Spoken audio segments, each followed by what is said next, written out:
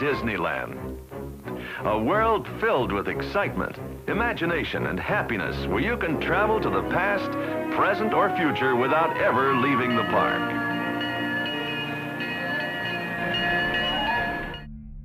Deborah Gail Stone was an 18-year-old girl from Santa Ana, California.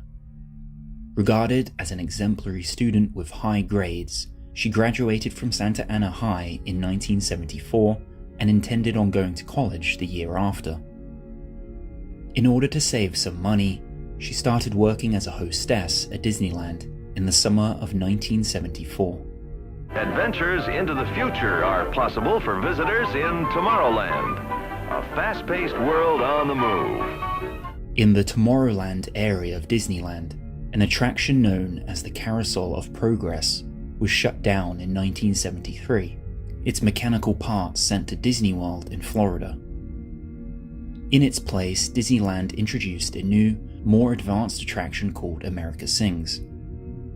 Similar in many ways to its predecessor, the attraction featured an outer ring of 6 seating areas that rotated around a stationary center which housed multiple stages.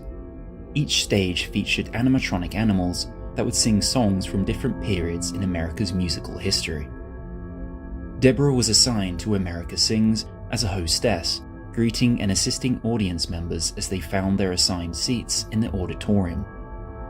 The new attraction had been open for only a week when tragedy struck. As the show began, Stone welcomed the guests using a microphone before the outer ring rotated and brought the audience to the first scene of the carousel. Unbeknownst to members of staff or the audience, at 11 p.m., Stone was either dragged or fell between the rotating theater wall and the stationary stage wall. As the carousel moved into position during a 45-second interval, Deborah was slowly crushed to death. Deborah could be heard screaming and begging for help, but both staff and audience assumed this was just part of the show. Daniel Robson, a member of the audience that night attending with his family and sitting in the front row, witnessed what he believed was a child being pulled between the platform and the wall. He also heard the screaming. He notified the ride operators, and the ride was shut down. A rescue attempt was made, but by then it was too late. Deborah's mangled body was found by staff shortly after the ride ended, and the ride was immediately closed. It is unknown how badly her body was damaged due to lack of details released to the public.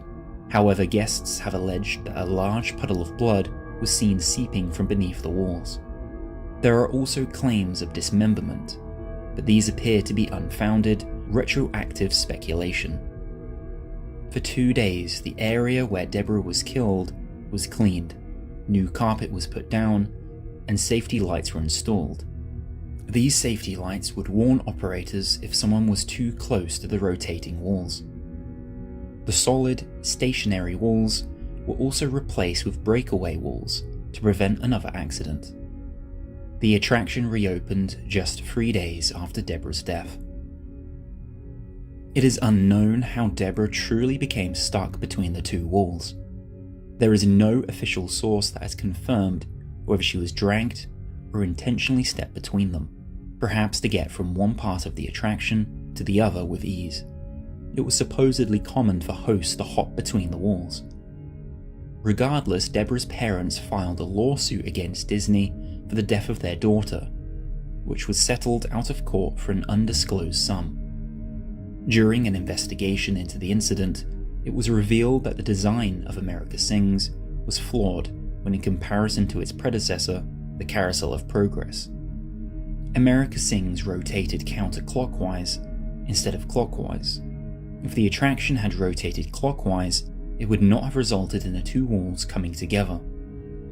Disney were reportedly very apologetic to Deborah's family, with staff members regularly stopping by to give her flowers. Disney continued this for decades to come. This is Disneyland, a kingdom created to be the happiest place on earth, where success is measured by the smile on a child's face. Deborah was not the first nor the last casualty at Disneyland. but by far one of the most gruesome and tragic. For decades, Deborah's death was treated as an urban legend. However, it is now acknowledged as fact, and has been mentioned in a few books in detail. In particular, Mouse Tales, a behind-the-ears look at Disneyland by David Koenig. Deborah's shocking death led to new safety measures at Disney theme parks. On Deborah's memorial page on findagrave.com, it states, "To those who knew her, the image of a vibrant and beautiful young woman remains vivid." The America Sings attraction was eventually shut down in 1988.